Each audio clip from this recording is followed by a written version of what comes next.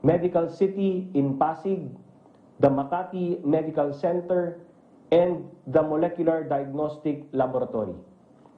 Bukod po dito, nire-report po ng Department of Health na nakikipag-ugnayan po sila sa DOST para makahiram ng karagdagang PCR machines.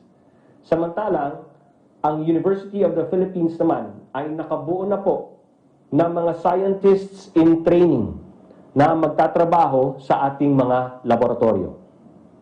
Aside from the 15 testing centers that are now operational, there are an additional 28 institutions undergoing the DOH laboratory certification process, while 37 more have expressed their intention to be certified as testing centers. Because of these developments, the DOH says that we are now in a better position to reach our target of 3,000 tests per day, then eventually 8,000 to 10,000 tests per day. As of yesterday, a total of 33,814 individuals have been tested for COVID-19. As the government ramps up testing and more cases are identified, the next concern is ensuring that there are an adequate number of quarantine facilities and beds all around the country. In his latest report, Secretary Galvez says there are now 2,673 quarantine facilities in the Philippines for suspected and probable COVID-19 cases, with a total bed capacity of 165,756. These numbers will grow in the days and weeks to come, as more and more of the identified quarantine facilities become operational. Today, for example, the Rizal Memorial Stadium facility will be completed, and in the next few days, we expect other facilities to start accepting PUIs as well. Maliban po sa pasilidad, tatauhan din po sila ng mga mangangalaga sa ating kalusugan. Mula sa tagalinis hanggang sa espesyalista. Ang mga katuwang nating pribadong mga kumpanya ay magbibigay din ng sapat na supplies para sa mga pasyente at mga health workers na maglilingkod doon. To ensure that our health workers are properly protected while they are on the front lines, the National Task Force continues to distribute PPEs to the different hospitals in Metro Manila and the country. As of April 10, Secretary Galvez reports that 60,000 PPEs have already been distributed, with more now on the way to our medical personnel. Isa pang malaking concern na tinutugunan ng pamahalaan ang pagpapaabot ng tulong pinansyal sa ating mga targeted beneficiaries at mga affected workers. The other day, we reported that the Department of Labor has now distributed funds under its COVID-19 Adjustment Measures Program, or CAMP, to 167,941 affected workers. Aside from these, the DOLE reports that it has already distributed funds under its Tulong Panghanap Buhay sa Disadvantaged Displaced Workers, or TUPAD, to 124,608 individuals, the total of which amounts to 507.8 million pesos already disbursed. Pagdating naman po sa ating Social Amelioration Program, or SAP, ayon po kay DSWD Secretary Rolando Bautista, meron na pong na-release na more than 323 million pesos for 14,400 beneficiaries na bahagi sa mga tsuper at transport groups dito po sa NCR. Nakapag-transfer na rin po ng 43 billion pesos sa ating mga LGUs.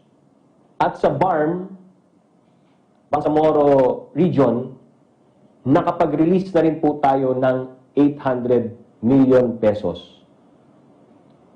So kung 100 billion pesos po ang halaga ng social amelioration program natin para lang sa buwan ng Abril, halos nasa 50% na po ang nai-release para dito sa SAP program natin na ito. The government recognizes that there have been concerns regarding the prompt distribution of these subsidies. According to DSWD, they are working on resolving the issues concerning the timely distribution of the ESPs, among which, of course, are the security, the reconciliation of lists of beneficiaries, and the logistical challenges, especially with regard to remote communities in the provinces. Tuloy-tuloy po silang nakikipag-ugnayan sa ating mga LGUs para po matugunan ang lahat ng ito. Sa ating mga kababayan na naghintay po para sa mga subsidies na ito, humingi po kami ng paumanhin at pasensya, ngunit makakaasa po kayo na ginagawa po natin ang lahat ng ating mga kaya upang mapaabot sa inyo ang tulong na ito sa lalong madaling panahon. Tandaan po natin, ito po ang pinakamalaking tulong pinansyal sa kasaysayan ng ating bansa. Maliban sa pinag-iingatan po natin ang pamamahagi, sinisiguro din po natin na makakarating ito sa inyo na walang bawas at aberya. Panawagan ko po sa ating mga LGUs, pakisabit na po ng inyong signed MOA at yung budget proposal sa DSWD para sa lalong madaling panahon ay maibigay na po sa inyo, mga LGUs, ang Social Amelioration Program budget para mapamahagi na po natin sa inyong mga constituents. Now, an emerging concern involves the disposal of healthcare waste. For the information of the public, there is an existing protocol under the infection control of healthcare facilities regarding how to handle healthcare waste. As a protocol, all healthcare waste is pre-treated with chemical disinfectant such as hypochlorite solution. Furthermore, private hospitals in Metro Manila and in urban centers are served by private waste treaters and disposal system service providers. The DOH has disseminated information, particularly to field personnel, regarding the need to pre-treat waste like used PPEs for PUIs or COVID-19 patients na nasa home quarantine. According to the DOH, the department will soon be issuing guidelines on the use of hypochlorite or hypochlorite solution for the infection prevention of COVID-19.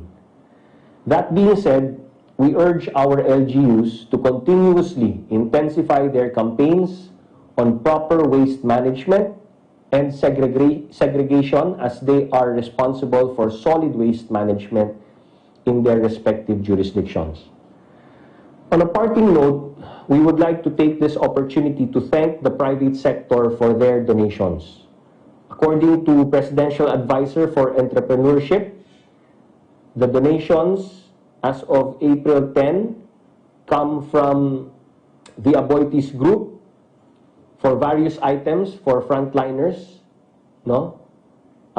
food supply for patients and medical teams, from Bounty Fresh for the chicken donations para sa ating mga frontliners, CDO Food Sphere for assorted items, PPEs, canned goods, other critical items, FFCCCI for face masks food packs, rice packs, various PPEs, alcohol, and face shields.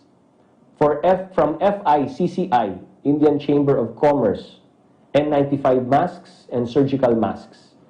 From Philinvest Group, PPEs and assorted items, as well as ventilators.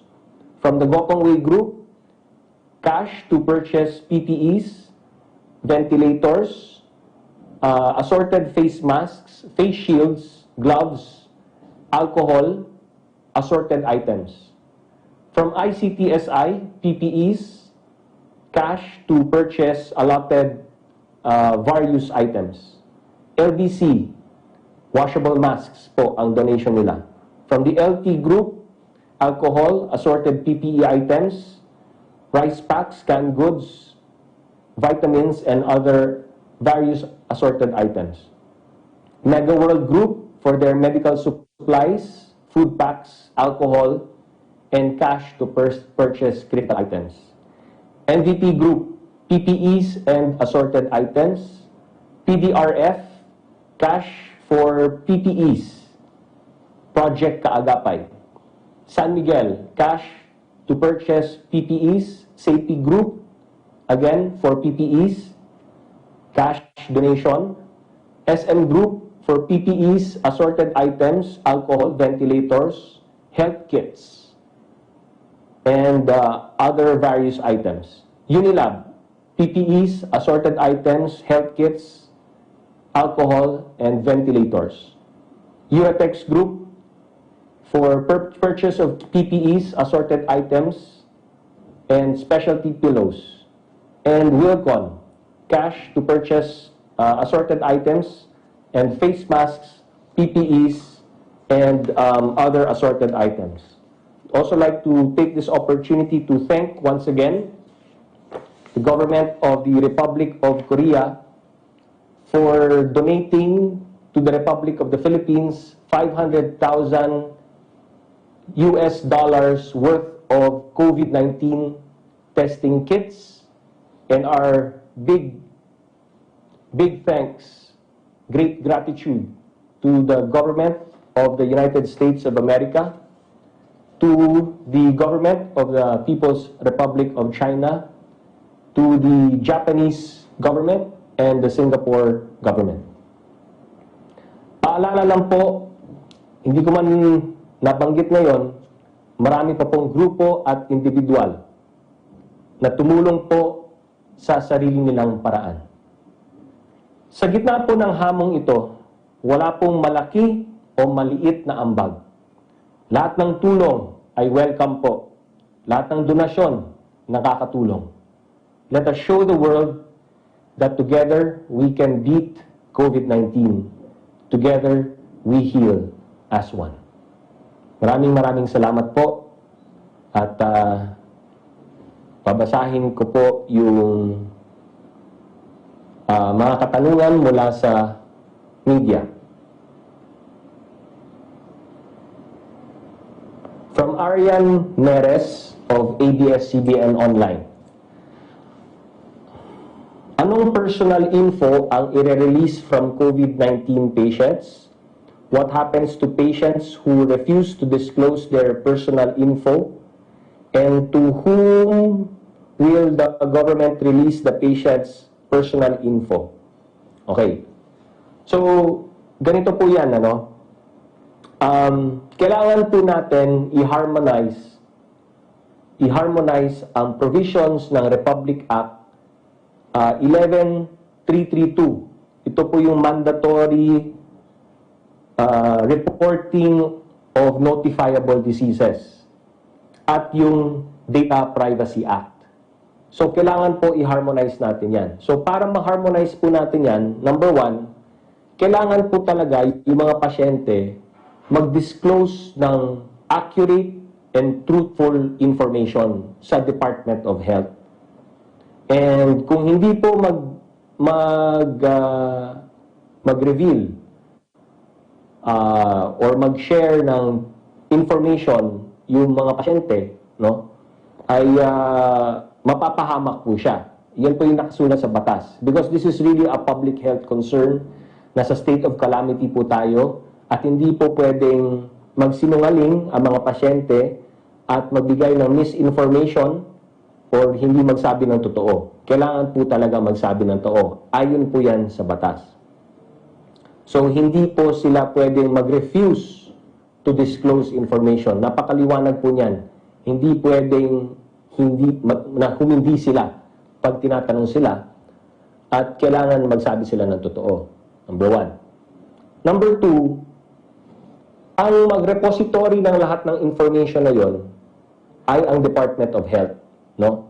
So, sa Department of Health, kumbaga, sila yung safekeepers ng information. At ayon din po ito sa National Privacy Act na batas. No? So, gagamitin ng Department of Health itong information na ito para gumawa ng tamang polisiya at tamang mga aksyon. Kasama sa pag-utilize ng information na ito, yung tinatawag nating contact tracing. So, yung contact tracing po, kailangan po natin ng mga enforcers dyan. No? Kailangan, hindi kaya ng DOH lamang ito eh. Kailangan makipagtulungan ang lahat ng ahensya ng gobyerno at kasama na po dyan ang Philippine National Police, ang ating mga LGUs, ang lahat ay magtutulungan para dito. So ngayon, yung Department of Health, kailangan i-share niya ang data na yon para matulungan siya ng mga LGU at ang ating Philippine National Police at iba pa nating law enforcement agencies para tulungan po ang gobyerno, ang pamahalaan sa contact tracing. But sa lahat ng bagay na to, so meron data sharing, no, ng DOH with the law enforcers, the LGUs. Pero sa lahat ng bagay na ito, data sharing, contact tracing, at lahat ng iyan, kailangan mananatili pa rin po yung data privacy law natin. So, even if may sharing po ng information, lahat ng public authorities, lahat ng public officials should be mindful of the provisions ng data privacy. So, ganun yung operation niyang lahat ng yan. So, next question niya is, tuloy po ba ang mass testing tomorrow? Please provide details like saan mag-start at paano po ang proseso. So, siguro ang basis ng katanungan ni Arian is yung nabanggit na po ni Chief Implementor Secretary Galvez na by April 14, ika nga niya, ay magkakaroon na ng mass testing. So let me qualify. No? Number 1, we have been conducting testing. Now, qualify din ni Secretary Galvez na when he said mass testing, hindi po ibig sabihin na lahat, yung buong masa ng Pilipino ay maaari na pong magpa-test. Ang ibig po niya sabihin sa mass testing ay yung kailangan ma-test ay dapat ma-test. At sino po ba yung mga kailangan ma-test? Number 1, yung ating mga hospitalized patients. Yung may karamdaman, malubhang karamdaman lalo na. Kaya siguro narinig niyo kanina na ibanggit na ni Secretary Duque na doon sa testing na gagawin natin, ang ating i-prioritize yung hospitalized patients, lalong-lalo na yung sinabi niya, elderly, pregnant, those with pre-existing conditions. So, ibig po sabihin ito yung mga pasyente na nasa ospital na hindi po natin alam kung COVID-19 ba sila positive or hindi dahil hindi pa po sila na-test. So, lahat ng hospitalized patients natin, lalong-lalo na yung may mga simptomas na mukhang COVID-19, na elderly, pregnant, those with pre-existing conditions tulad ng cancer, asthma, at iba pa, ito po yung ipaprioritize natin for testing. Okay. Sino pang paprioritize natin? Yung ating healthcare workers. Yun po, priority din po na ma-test natin ang ating healthcare workers. Bakit? Dahil sila po ang pinaka-exposed sa COVID-19. No? Kumpara sa lahat ng ating mga kababayan, sila po ang pinaka-exposed.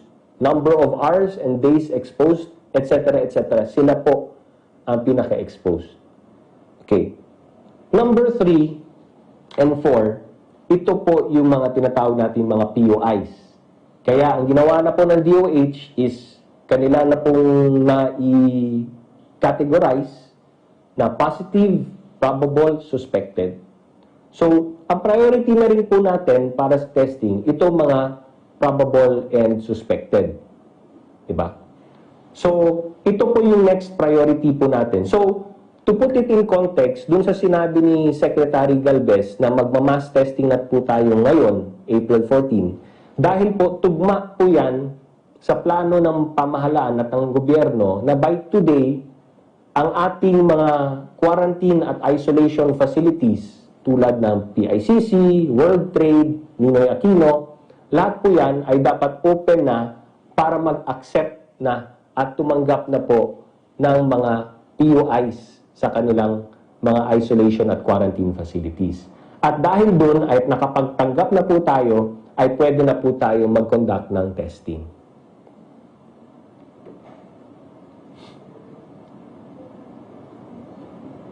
Okay? Next.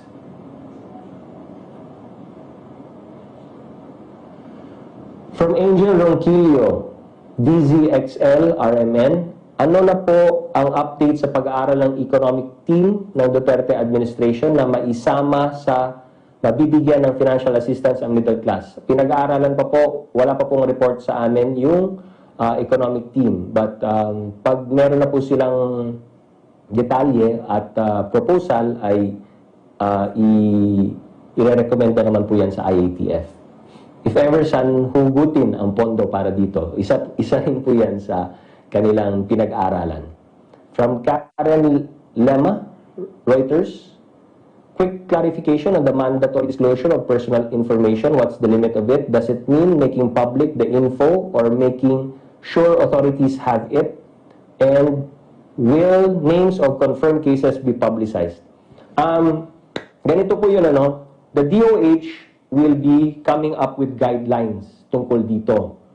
So, sa IATF meeting namin today, and the next IATF, hopefully, ma-finalize na po yung guidelines ng DOH with regard dito sa data sharing and contact tracing and using of the mandatory disclosure ng mga patients ng kanilang personal information. From Belia Cariaso of Bandera, posible po ba na LGU mismo ang sangkot sa underreporting ng COVID cases dahil meron sila pinapatakbo, meron sila ang nagpapatakbo ng ilang hospital. May mga obserbasyon kasi na iba ang cases na nare-report ng barangay sa summary ng breakdown ng LGU. I think this is speculative. Hindi ko masasagot ito, pero siguro kung may nag-underreport na mga figures at numbers at cases, malalagot sila. Hindi po pwede yung underreporting dito. At magkakaproblema po kung may mga underreporting. From Trish Terada, CNN, Philippines, it's been a month since the ECQ was implemented. What is IATF's assessment? What can we expect in the coming days? Ano naman ito every day, every IATF meeting, pinag-uusapan naman, ina-assess naman natin ang lahat, no? And so, at we look at the different, we assess a lot of factors and a lot of things, no? Number of cases, yung spike, acceleration, deceleration, lahat yan we take into consideration. What can we expect in the coming days? Well, it's hard to tell really. What we are after are more testings to be done, no? Mas maraming testing, so kaya mahirap isipin ano ang mangyayari kasi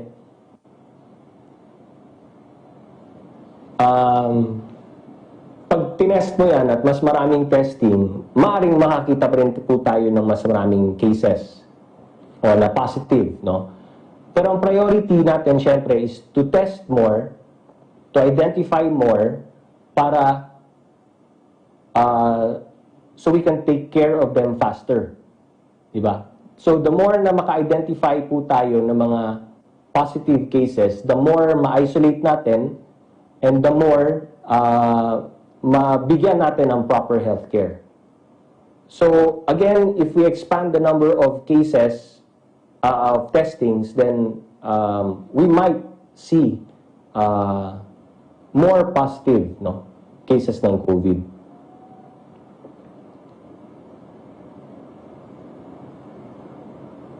Sorry, nawala ako. Number 2, kailan po magsisimula mag-transfer ng PUIs and mild COVID cases into the quarantine facilities? Ang alam ko, we have some facilities that are already, that should be ready to accept, no? Like Ninoy Aquino Stadium should be ready or ready to accept. And Rizal Memorial Coliseum should already be ready to accept. World Trade and PICC, if natapos ito over the Holy Week, then they should already be ready to accept. May you please explain to us the structure of government response teams? Yung IATF po ba is different from the National Task Force and National Action Plan? Hindi po. Yung IATF is the policy makers.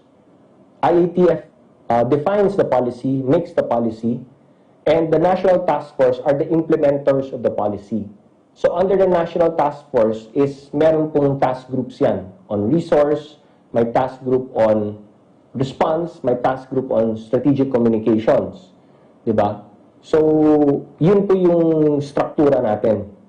And then that's all part of the National Action Plan.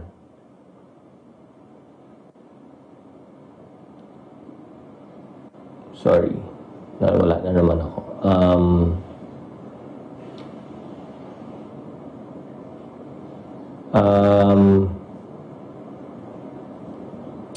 So that's it for Trish Terada of CNN. Next is Belia Carriazo Bandera. Yung supposed gag order na pinalabas ni Secretary Duque sa mga health officials at medical staff on COVID-19. May observation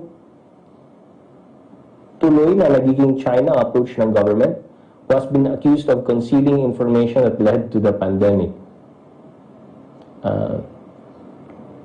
Where officials and staff are threatened with possible administration cases. May allegation tuloy na matatakot na ang whistleblower na lumabas at mabigay ng testimony sakaling may mali sa palakad. Nasagot na ito ni Secretary Duque at pati nung administrator ng hospital, no?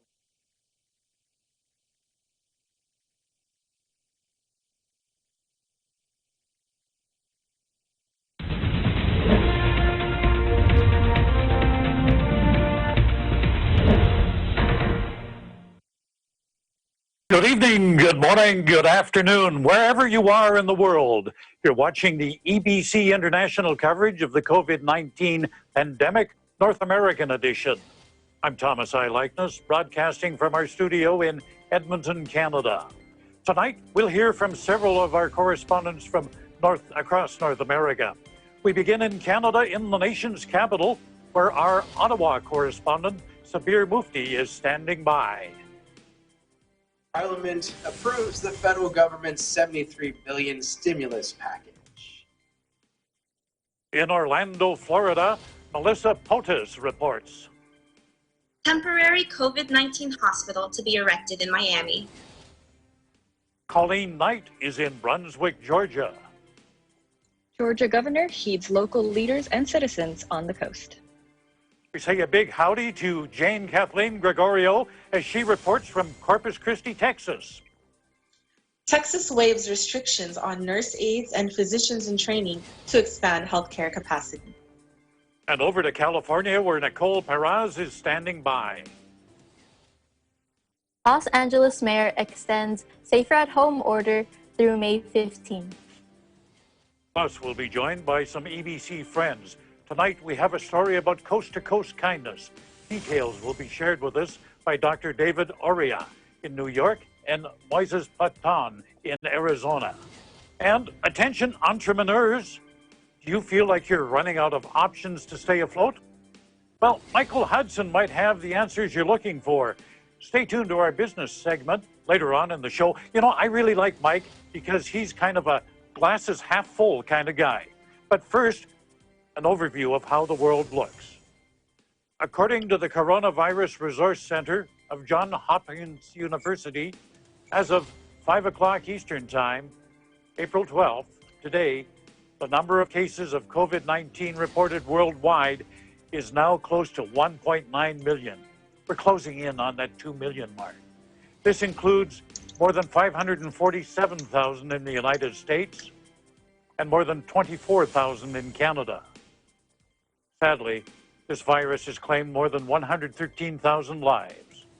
This number includes more than 21,000 deaths in the United States and more than 700 in Canada. Our coverage begins tonight with a story out of Washington, D.C.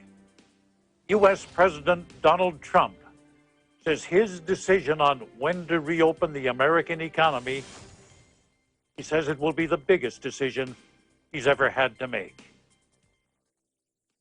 I'm going to have to make a decision, and I only hope to God that it's the right decision. But I would say, without question, it's the biggest decision I've ever had to make. As coronavirus cases are starting to level across the United States, and he says that gives him optimism. When you look at those numbers, the numbers of death, people that have died, it's so horrible. Now, on the other side, you have the numbers of beds being used, we were just saying, are substantially reduced. That's usually the sign that it's heading in the downward curve. One of his top public health advisors is Dr. Deborah Birx, and she agrees that the numbers are leveling off. You can see for the first time that in the United States we're starting to level on the logarithmic phase like Italy did about a week ago. And so this gives us great heart that not only in specific places, but we're starting to see that change. Obviously, a lot of that is driven by the improvement in New York City. But Dr. Anthony Fauci warns that relaxing restrictions, and it almost seems like he's saying, maybe we should touch the brakes here a little bit. He says it means there could be more cases of the infection. This is the end of the week, that famous week that we spoke about last weekend, in which what actually was predicted to happen, happened. We're starting to see the leveling off and the coming down that Dr. Birx had mentioned. But it's important to remember that this is not the time to feel that since we have made such important advance in the sense of success of the mitigation, that we need to be pulling back. So don't let anyone get any false ideas that when we decide at a proper time when we're going to be relaxing some of the restrictions, there's no doubt you're going to see cases. I would be so surprised if we did not see cases. The question is how you respond to that.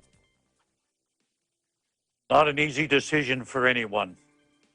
Now, let's hear from our Eagle News correspondents. We start in Canada, where Sabir Mufti tells us the federal government there has passed the necessary legislation to make sure there's money in the bank for its emergency relief programs. Sabir? Thank you, Thomas. Well, let's get a quick recap on what's happening here in my province of Ontario. We have 7,049 cases with a total of 309 deaths so far.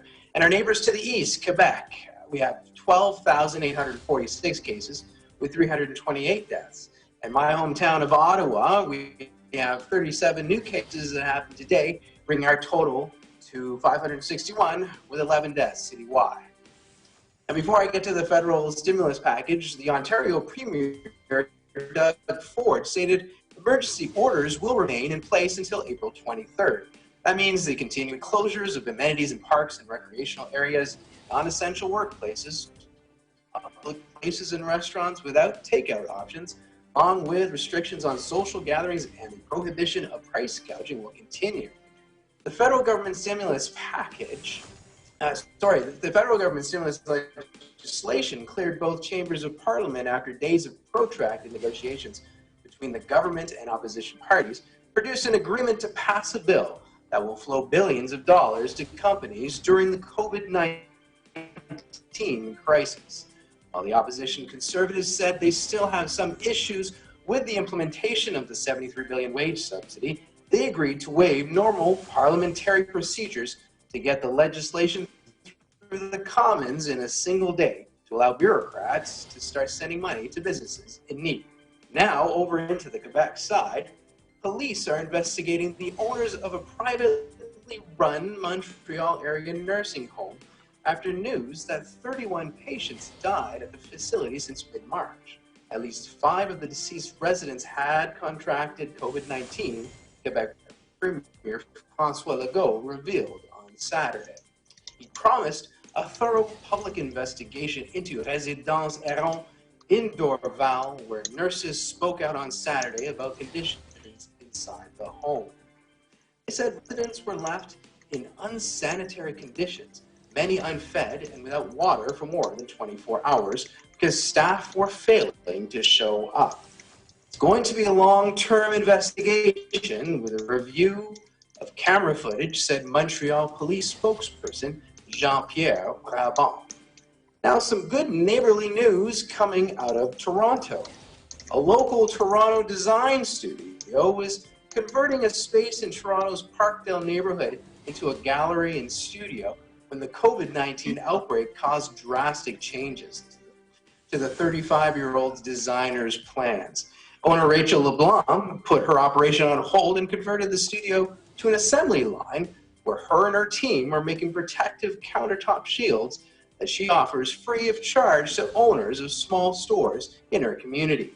The shields are designed to keep cashiers and customers safe as people pay for their purchases. This is going to help many small businesses who don't have shields already in place. In Ottawa, Canada, Saber Mufti, Eagle News. We live in interesting times. Saber, I always like a happy ending. How are you holding up there in Ottawa? How are things there? Things are good. We are obeying all the laws. Residents here, as you know, Thomas, we're Canadian. We like our rules. We keep to them. Grocery stores, we've got 6 feet of separation from everyone. I tell you, we have joggers out there that are certainly keeping their distance from everybody else. But things are good. My kids are doing well, and I gotta say, Thomas, we did something interesting yesterday. We had a no tech day, and it was something that was, I think we're gonna have to do this at least once a week because it really got us closer. We bonded with each other and did a lot of interesting things. In fact, I made a slide for my son in the stairs, and he was missing playgrounds. I said, all right, let's throw a slide down, and he had a good time. No tech, So that's it. I can't imagine the kids survive it. An old guy like me could survive it, but it must have been hard on them. It was hard because my son kept saying, can I watch, about 100 times. But we got through the day and he was happy for it, so it went well. Okay, thank you for joining us this evening. We go to Florida now, where we hear that a temporary hospital is being erected in Miami. We have more on that from Eagle News correspondent Melissa Potez. Thanks, Thomas. As of Sunday evening, there are more than 19,300 people infected by the coronavirus here in Florida. It's estimated that the greatest surge will take place around the end of April, beginning of May. With the infections concentrated in South Florida, Miami-Dade and Broward counties are said to be the epicenter of the virus. In a tweet by Miami Mayor Dan Gelber on April 8th, he wrote, quote, "In the next 2 weeks, the Army Corps and National Guard will erect a temporary COVID-19 field hospital in the Miami Beach Convention Center. It's precautionary, but we need to prepare for the worst, even as we hope for the best," end quote. The temporary hospital will initially have 450 beds and can increase to 1,000 if needed.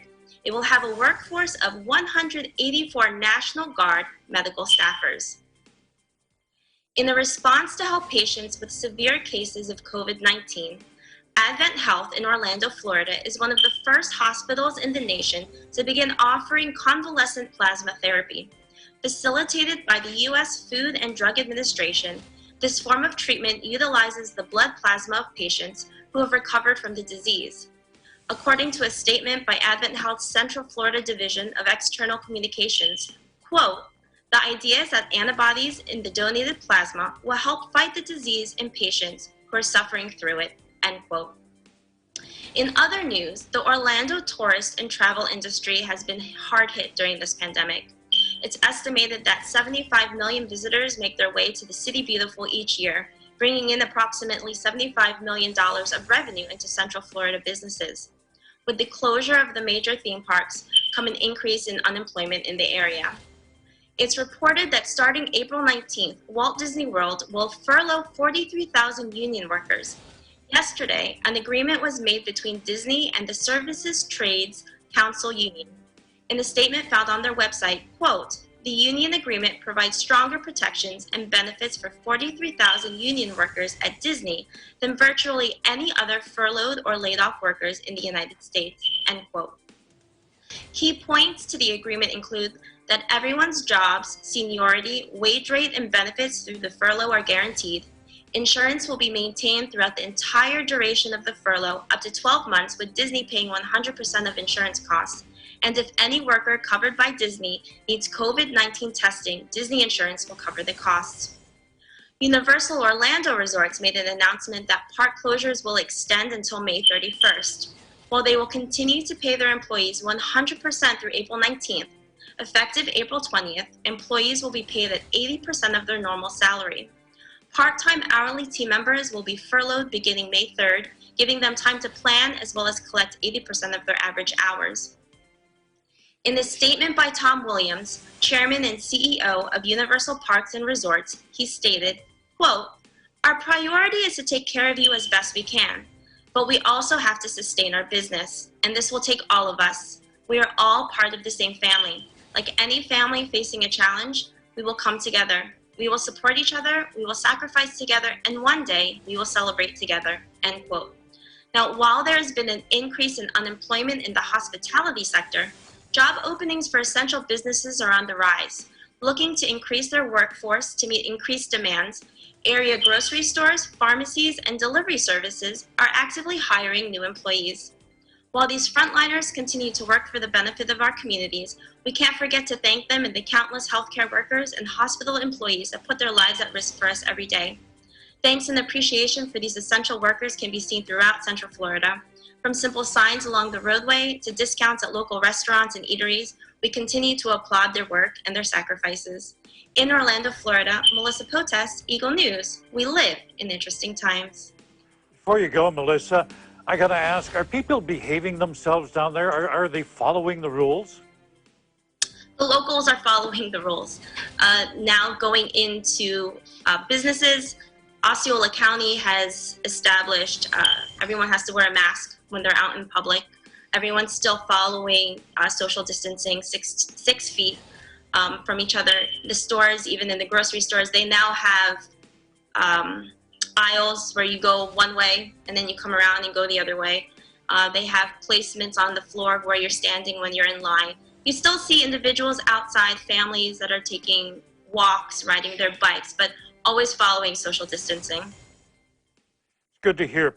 We're going to go to Georgia now, where Eagle News correspondent Colleen Knight is standing by. Colleen, your governor is in the midst of a big controversy. I guess it's over keeping the beaches open. What's that all about? Right. So thank you, Thomas. Last week I mentioned that there was a big controversy over the governor having enacted his shelter in place. And by enacting that shelter in place, he had thereby voided all other local ordinances that had gone into effect. So local counties on the coast that had closed their beaches had to basically reverse that order. So with Governor Brian Kemp, he heard that many people were concerned.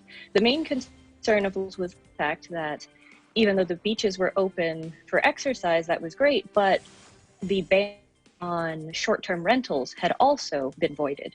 And so they were worried, especially with spring break looming, that it would draw people to the area. So it looks like Governor Kemp has heard the concerns of his constituents, and while he has kept the beaches open to public access simply for exercise and that all social distancing rules still are in play, he did also enact an order to halt all short-term rentals beginning on April 9th, 2020 and continuing until April 30th, 2020. A short-term rental is defined as any lease of less than 30 days. This order excludes hotels, campgrounds, and extended stay hotels. Any lease that was enacted and paid for prior to April 9th, though, is still considered valid. This also excludes any rentals that are considered for primary residence.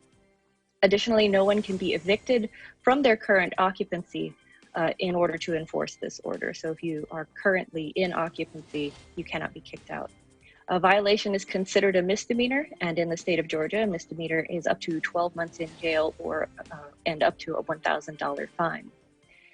As far as the numbers go in Georgia, even though the United States overall seems to be leveling off, Georgia seems to be holding steady at its rate of doubling each week.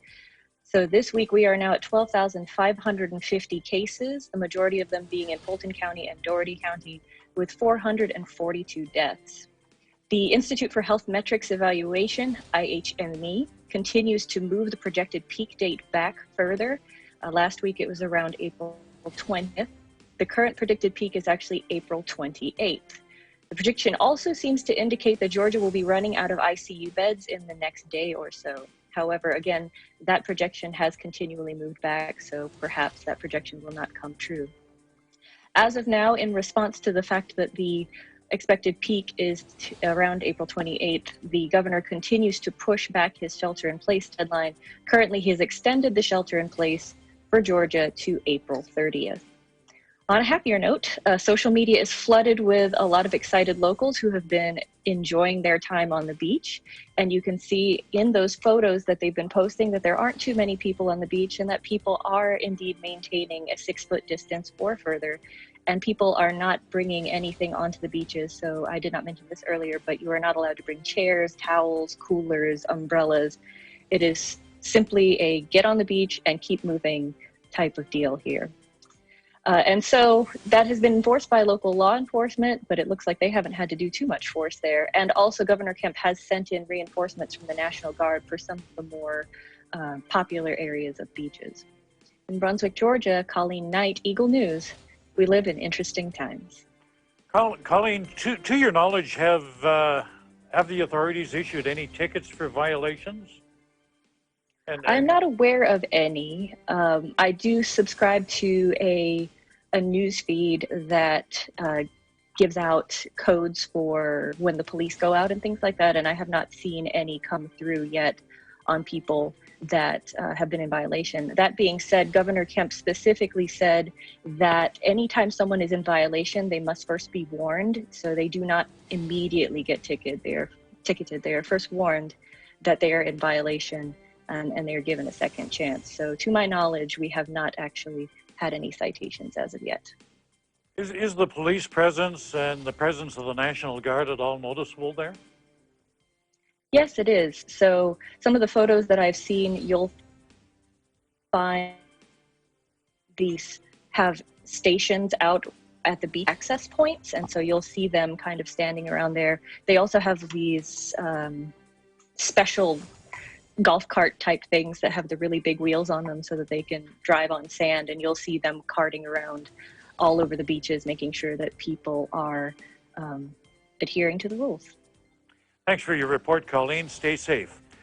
In Texas, an emergency rule will allow nurses' aides who haven't completed their certification to work in long-term care facilities. We get that story from Jane Kathleen Gregorio. Howdy from Texas, Thomas. Howdy. Howdy. Here in Texas, Governor Greg Abbott announced waivers and the lifting of restrictions for healthcare providers. This weekend, he stated that the Texas Health and Human Services Commission is adopting an emergency rule to allow more nurse aides to serve residents in long-term facilities without having to complete a full certification program. The emergency rule will increase the availability of nurse aides in the workforce and ensure that residents of long-term facilities have the care and support they need. The governor announced that he will also be easing regulations and restrictions on physicians in training permit holders in order to expand healthcare capacity through the state's response to COVID-19. For example, residents in a surgery residency program can help in an emergency department if a surge of patients occurs. And in honor of the frontline workers, the governor's mansion was illuminated in blue this past Saturday. Governor Abbott stated that their sacrifice and hard work cannot be overstated, and that they play a crucial role in ensuring their fellow Texans have the care and support they need during these challenging times. Texas First Lady Cecilia Abbott announced a virtual storytime program called Stars of Texas Storytime for children and families during the COVID-19 response. These virtual story times will include guests and will be held on Tuesdays and Fridays at 9 a.m. live on Governor Greg Abbott's Facebook page. The First Lady will be accompanied by Peaches and Pancake. And no, those aren't breakfast foods. Those are the names of the official first dogs of Texas. In Corpus Christi, Texas, I'm Jane Kathleen Gregorio, Eagle News. We live in interesting times. You know, reading is a great way to stay at home and keep yourself busy, that kind of an activity. What book will the Texas First Lady be reading for the premiere of this live virtual storytelling? Well, Thomas, I'm glad you asked. And as an avid reader myself, I totally agree with you that reading is definitely a great stay-at-home project. For the premiere launching of the reading program, which will be hosted by the First Lady herself this Tuesday, the book, there are actually two books. One is called Night Night Texas by Catherine Sully, and Chicka Chicka Boom Boom by Bill Martin Jr. and John Archambault. Okay, and the names of those dogs again? Peaches they're very delicious names, Peaches and Pancake, and you'll be able to see them on Governor Abbott's Facebook Live this Tuesday. Thank you very much. On the West Coast now, the mayor of Los Angeles has extended the Safer at Home order. Eagle News correspondent Nicole Perez tells us that order is now going to run until May 15th.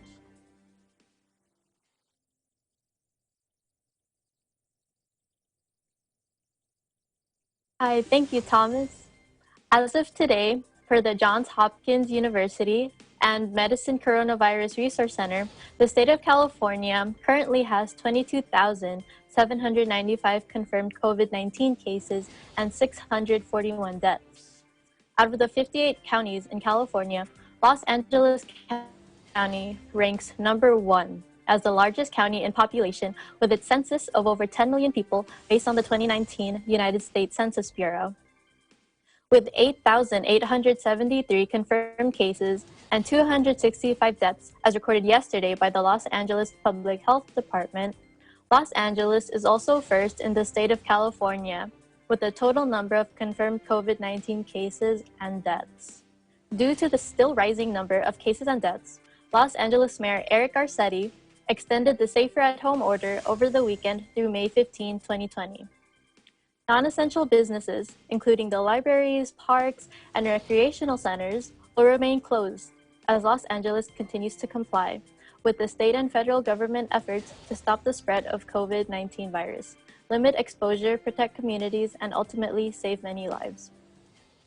With the work protection order that went into effect this weekend, all workers and customers are now wearing various kinds of masks and face coverings to protect themselves and those around them. Businesses also have the right to refuse services to anyone not following this order to wear face coverings. On personal social media, we are seeing an increasing number of people making their own face masks from fabrics found around their homes. We have also started seeing grocery stores, including banks and other essential non-medical businesses, now limiting the number of people inside their place of business to be able to properly implement 6 feet social distancing. And more people are also video chatting with their families, loved ones, and friends to stay connected and remain in touch. On a positive note, Angelenos are doing their share in this part of the country to flatten the curve by wearing their face masks when outside, practicing 6 feet social distancing, and staying at home as much as possible. In Panorama City, California, Nicole Paras, Eagle News. We live in interesting times. Nicole, it's my understanding that Los Angeles is one of those cities that likes to be, not likes to be, has to be first in so many things. But I guess with the pandemic, this is not the case. What are Angelenos saying about having that unwanted distinction of leading the state in COVID-19 cases? Of course, this isn't probably the proudest thing to be known about. Nobody really wants to be known for leading the most amount of cases, but hopefully if everybody follows the guidelines and emergency orders, not just in Los Angeles, but hopefully the entire state will see the number of COVID-19 cases go down. So with the recent work protection and safer at home orders in effect and even extended by Mayor Garcetti, Angelenos are hopeful that these actions will all the more limit the spread of the virus and continue to save lives. Yeah, we hope those measures will flatten that curve. Coming up, a story of kindness from coast to coast. COVID-19 coverage continues. This is Eagle News.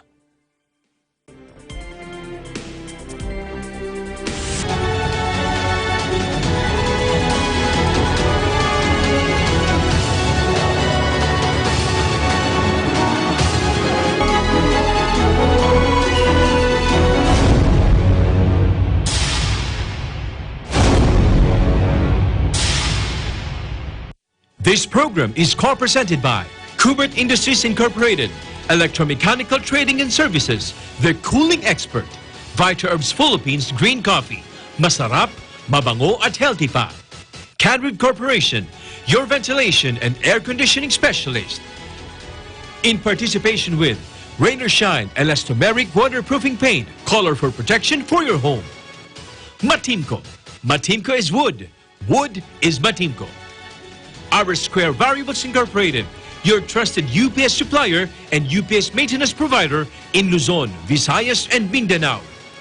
CompuZell Computer Services, ID card and lanyard manufacturer. DN Steel. EMAC, UPVC Roof Corporation.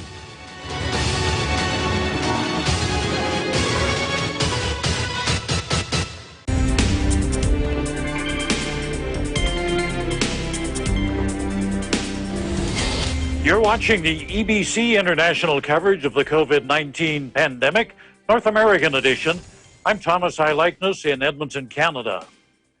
By helping our neighbors, we build strong communities. And of course, strong communities build strong nations. So it shouldn't be surprising to find stories of small business owners reaching out across multiple states to help out doctors on the front line. This is an act of kindness worth sharing. And with us tonight is Dr. David Oria, who's a resident physician in New York City. He's also known as Dr. Chilostomy. And I've got to ask him before we go any further, Doctor, how did you come up with that handle for Twitter? So my handle for Dr. Chilostomy actually originated from an idea that I wanted to maintain a work-life balance. You know, especially as a physician, I feel like that's very important. But I mean, especially in these times, it's just been kind of difficult. What kind of hours are you working right now, Doctor? So right now, our shifts at the hospital are, 12 to 14 hours, 6 days a week. That's kind of what we're all doing. Yeah. You get 1 day to sleep and that's it? Unless you get Pretty called much. in. I want to share one of your tweets. On April 7th, you tweeted, a resident lost 2 of her patients within a span of 15 minutes. They started crying. Maybe if there weren't so many patients, we could actually save somebody. If this doesn't describe the end result of an overwhelmed, broken system, I don't know what does. Those are pretty powerful thoughts, Doctor. Pretty powerful thoughts.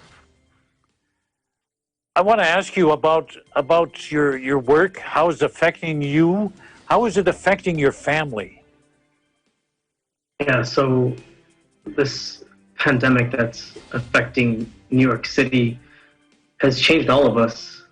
It's changed the city, it's changed the hospital, it's changed our family dynamic, just from simple things even, like finding out when's the best time to go get groceries, which places are open.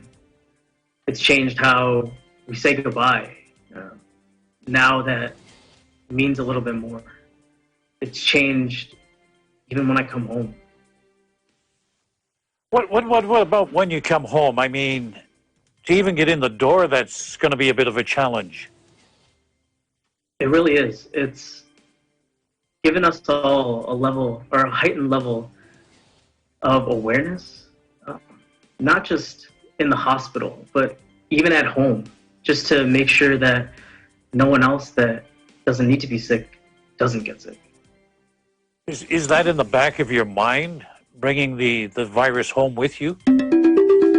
I think it's constantly in all of our minds. Being with patients and being with COVID-19 positive patients all throughout the day, we're worried about ourselves. We're worried about our own health. We're worried about what happens if we get sick. But that also comes home with us. That worry, that fear that, what if our family members get sick? It scares all of us. I want to get kind of personal now and ask you how this pandemic has changed you as a person, and we're going to kind of split you in two. As Dr. Arya, the physician, and as Dr. Arya, when you go home, how have you changed? I mean, to be honest, it scared me. Seeing these patients and seeing the hospital the way it is, it looks completely different now. Seeing these patients decompensate and seeing coworkers get sick and pass, and seeing residents like myself throughout the city pass, that's scary. And it brings with it like an emotional burden that we all carry every day with us, and we bring that home with us too. And it's changed our dynamics with our loved ones just because of that. How do you motivate yourself to go back to work? I mean, you had a bad day today, but you might face a worse one tomorrow. What keeps you going? I mean, when you think about what motivates us, you have to remember who you're fighting for.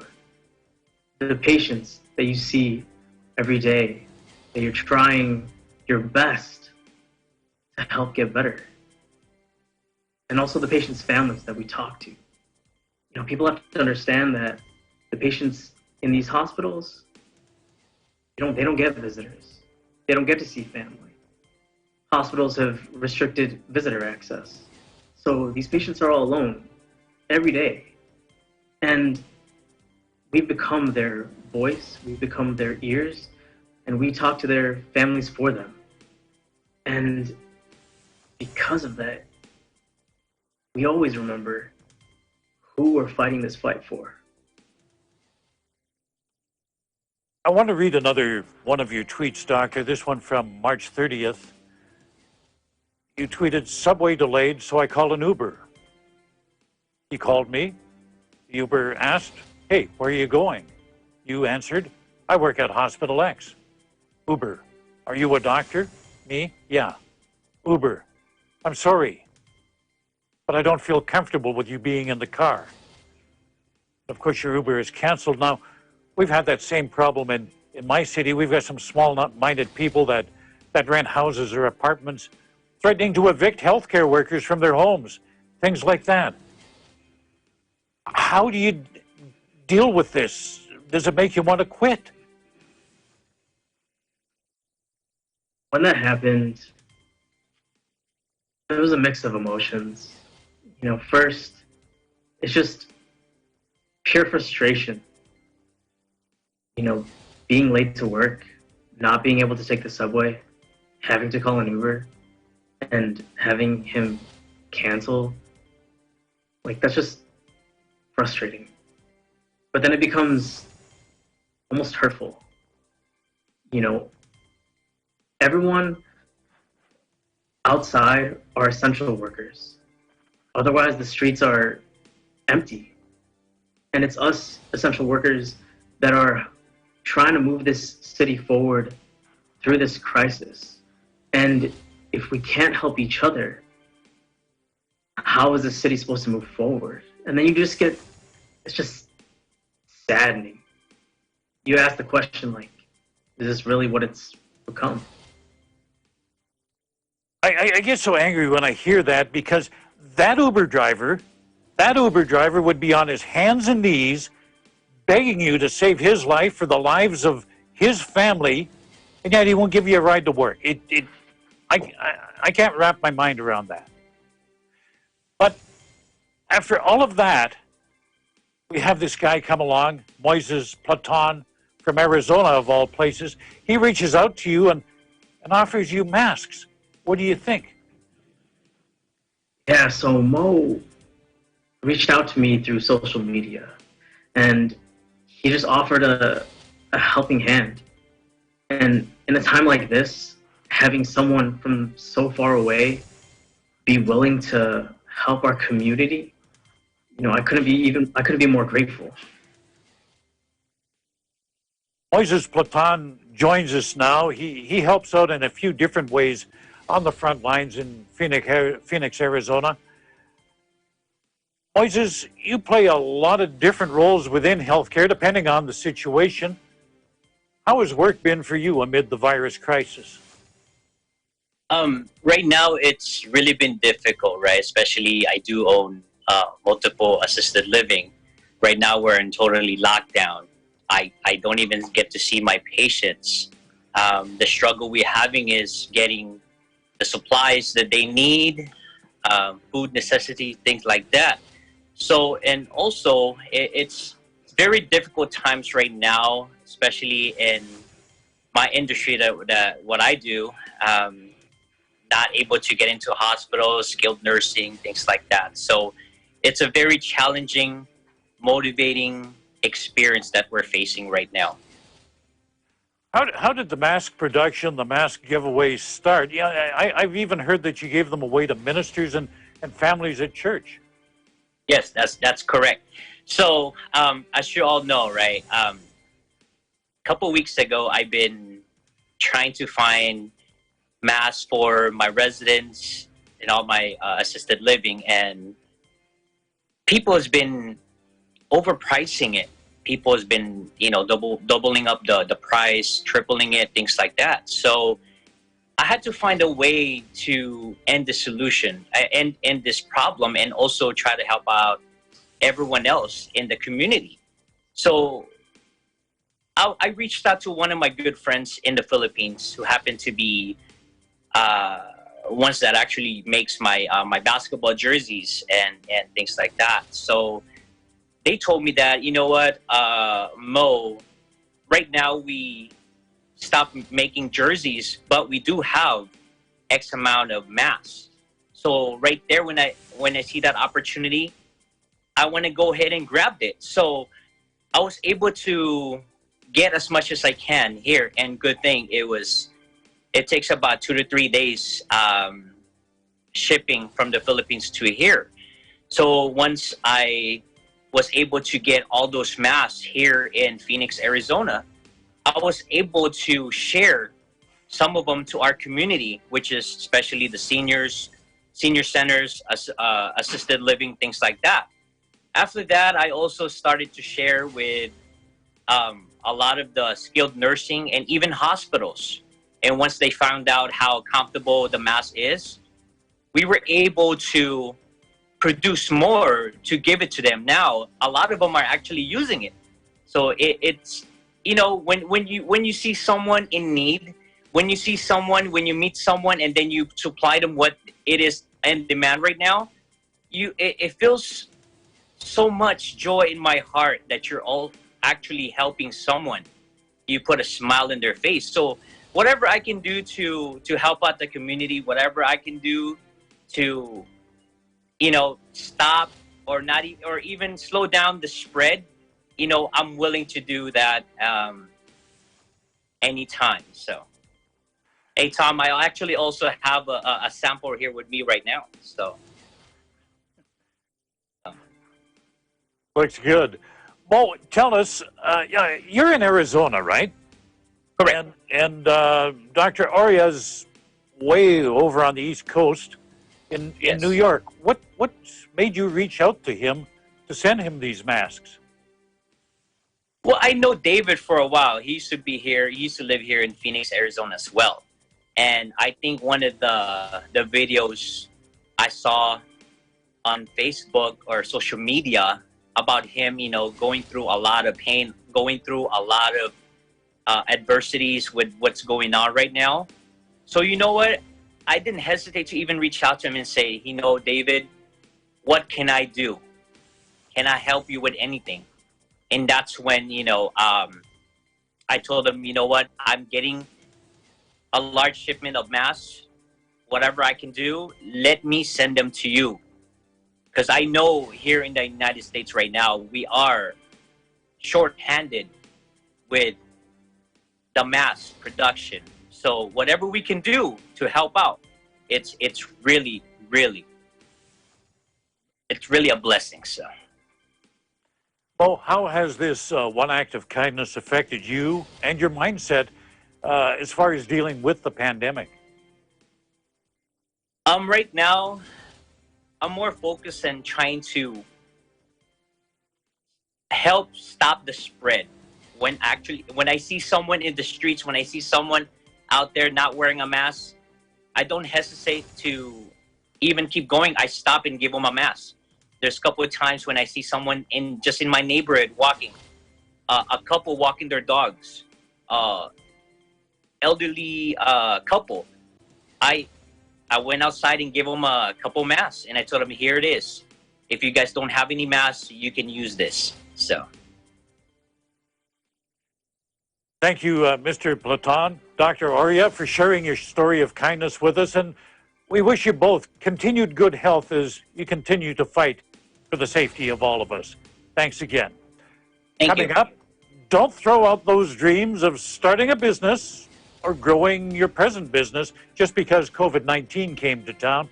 We'll have some tips to bring hope to entrepreneurs amidst the pandemic. Stay with us. This is Eagle News.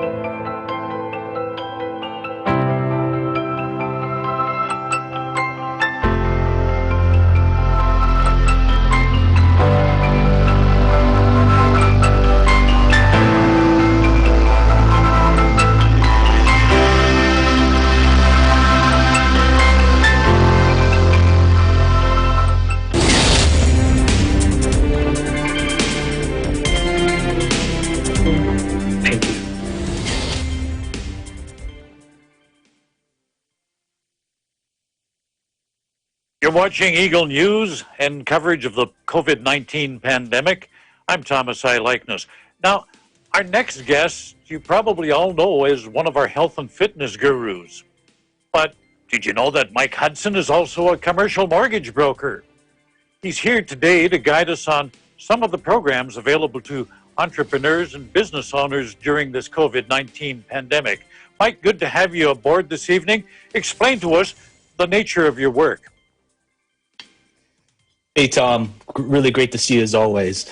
So yeah, the nature of our work is, we're a family-owned and operated commercial loan brokerage station here in Seattle. And our sole purpose, Thomas, is to help not only real estate investors, but business owners all over the United States to get funding. So we understand that entrepreneurs and business owners are the backbone of the U.S. economy. Out of the 32 million businesses that are here in the United States, 30 million are small business owned, which is a staggering number. So we really pride ourselves in helping them find financial resources. And we do that by basically utilizing our network of lenders. And then we analyze the client and we basically find the best deal for them to run their business. You know, next to farmers, I think small business owners have got to be the most stubborn people I know, because despite what's thrown at them, despite the challenges they face, they stay in there till the end. But in this time when several businesses have been forced to shut down or at least limit their operations, what options can people like you offer them?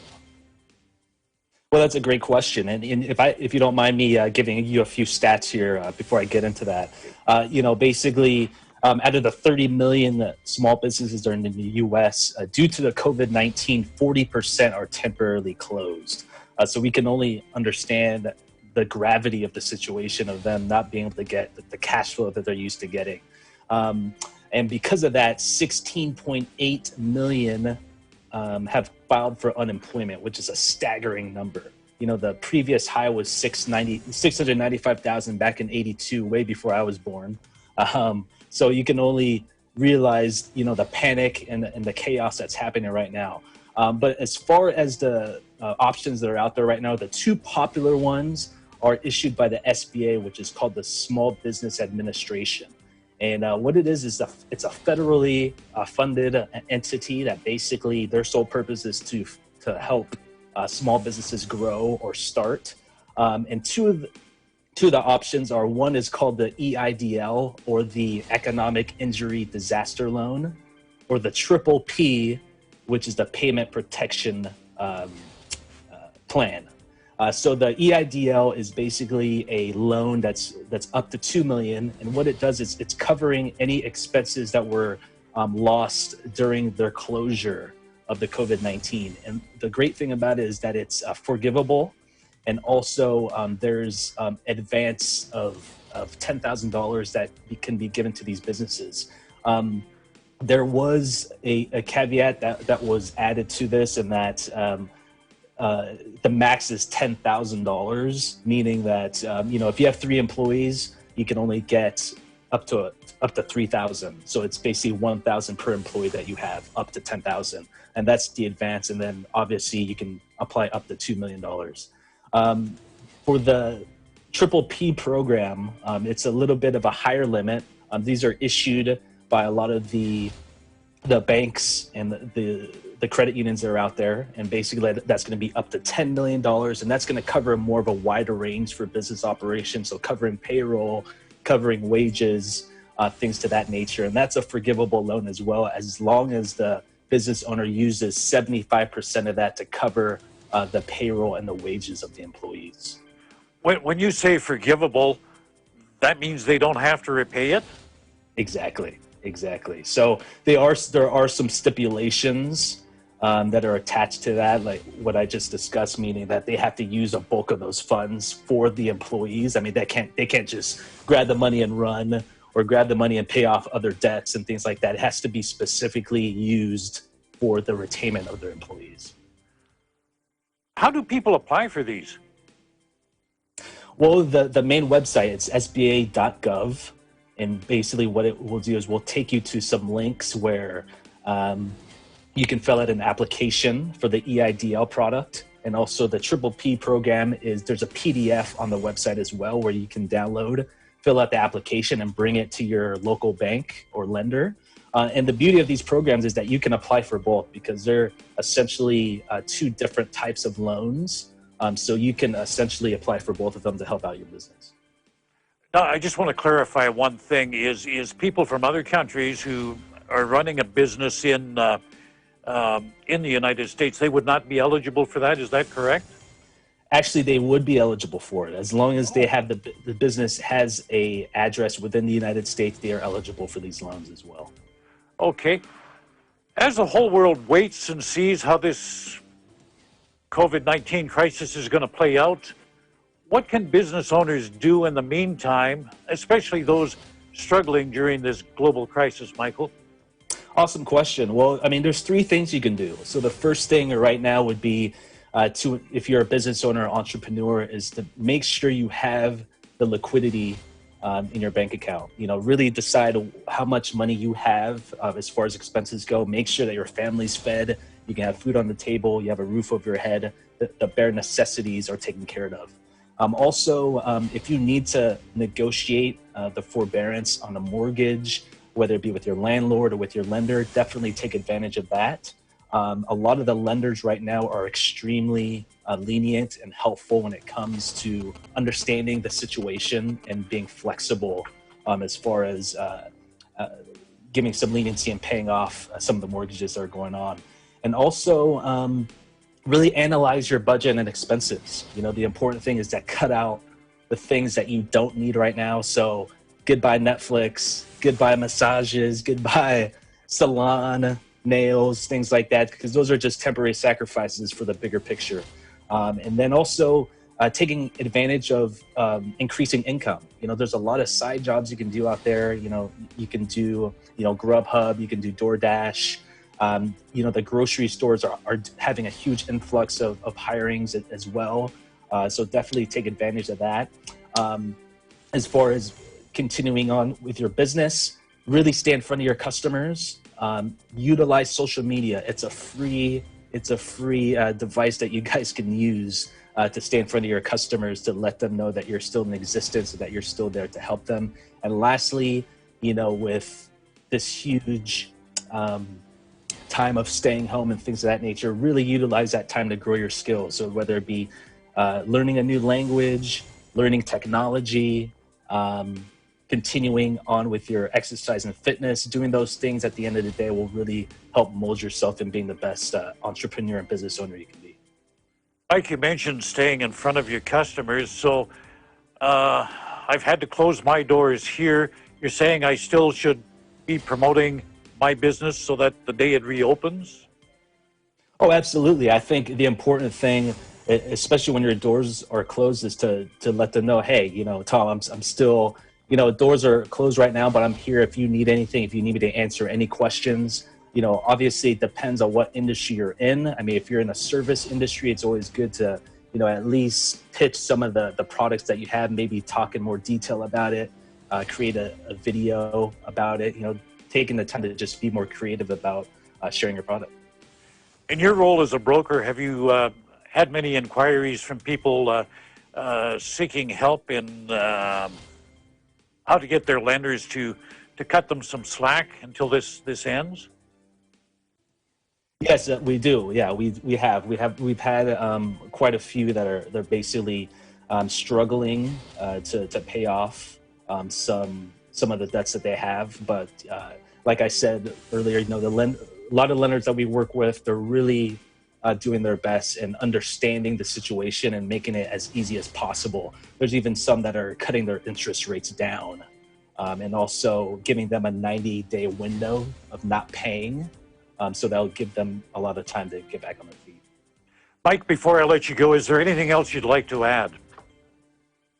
Well, I think the last thing is that, times right now are very tough, but this is the time to not give in to the bad news and continue to use this time to just really grow yourself as a business owner. I think the important trait that entrepreneurs have is constantly growing as people. So really take the time to increase your skills, and this will be over before you know it. Some valuable information there. Thanks for your time this evening, Mike. Tomorrow on Eagle News, information about telehealth services in this time of a pandemic. And before we go today, a few reminders. Wash your hands often with soap and water. Cover your mouth and nose if sneezing or coughing. Avoid touching your eyes, nose, and mouth. Avoid contact with sick people And if you are sick, stay home and call your healthcare provider. Practice social distancing. Keep distance between yourself and others, and definitely avoid crowds. Wear a protective face covering when you're out in public. COVID-19 is an attack on our lives and on our way of living, but we cannot let it destroy us. We should stand together with kindness. We should support each other. And in the end, we'll all come out stronger. And on that note, join me and the Eagle News team in a round of applause for our frontline and essential workers. That's today's EBC International coverage of the COVID-19 pandemic, North American edition. Thank you for joining us. I'm Thomas I. Likeness. We live in interesting times.